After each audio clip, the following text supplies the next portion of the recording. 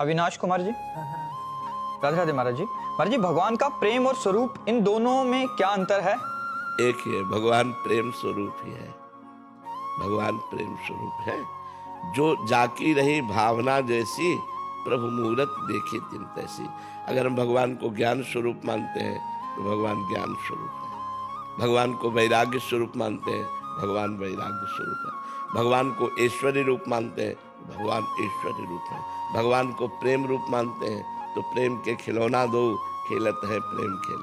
दोनों प्रेम के स्वरूप हैं, प्रिया और प्रीतम। तो हम जैसी भगवान पर भावना करते हैं वैसा ही भगवान हमको अनुभव में आते हैं। भगवान का स्वरूप कैसा? जैसा आपने सोचा वैसा। जैसे अभी सोच रहे स्त्री पुरुष नानात्व, तो वही भगवान स्त्री पुरुष और नानात्व के रूप में दिखाई दे रहे हैं। आप सोचने लगे भगवान एक, तो सब इन रूपों को गायब करके एक तत्व का अनुभव करा देगा जब आपकी साधना परिपक्व होगी। आप सोचिए भगवान प्रेम स्वरूप है तो आपको प्रेम में भगवान के दर्शन होंगे, ऐश्वर्य में तो वैकुंठनाथ के दर्शन होंगे। भगवान को जैसा हम सोचेंगे वैसा भगवान हमें अनुभव करा देंगे।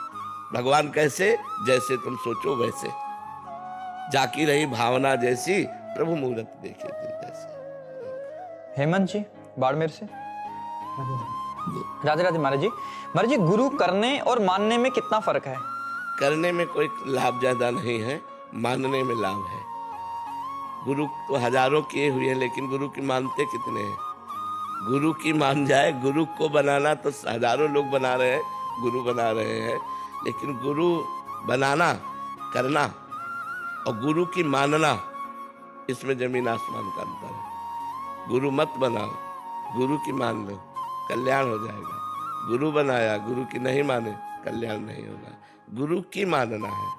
गुरु को गुरु मानना ये तो हजारों लोग मान लेंगे, लेकिन गुरु की बात मानना ये कोई बिरला लोग मानेंगे। जो गुरु की बात मानेंगे वही माया से तर जाएंगे, वही दुखों को पार कर पाएंगे। जो गुरु की आज्ञा का पालन नहीं करेगा, गुरु बना ले, तो उससे कोई लाभ नहीं है और अपराध बन जाएगा कि गुरु की अवज्ञा की। गुरु बनाने के बाद उनकी बात नहीं मानी तो गुरु अवज्ञा रूपी अपराध लग जाएगा। इसलिए गुरु करने से ज्यादा लाभ है गुरु की मानना, गुरु की बात मानना, गुरु को मानना, गुरु की बात मानना। बात समझ में आई ना? हाँ, उसी से कल्याण होता है। एकलव्य और अर्जुन, इन दोनों की गति एक समान भी होती जी। अर्जुन ने प्रगट गुरुदेव का सेवन किया और एकलव्य ने भावना में गुरुदेव का सेवन किया। दोनों का सेवन किया तो भावना में सर्वश्रेष्ठ होता है, इसलिए एकलव्य श्रेष्ठ पदवी पर पहुंचा। एकलव्य सबसे ज्यादा धनुर्धर हुआ क्योंकि भावना से गुरुदेव को मानता था। अर्जुन प्रगट भी मानते थे, भावना भी मानते थे, लेकिन प्रगट से ज्यादा लाभ एकलव्य ने लिया क्योंकि पूरी तन्मयता पूर्वक गुरुदेव को मिट्टी की मूर्ति बनाकर उनकी आराधना की तो बहुत बड़ा धनुर्धर हो गया। यदि उसका अंगूठा न मांग लेते गुरु दक्षिणा में तो अर्जुन उसके सामने नहीं थे। अर्जुन उसके सामने नहीं थे, इतना बड़ा धनुर्धर एकलव्य था।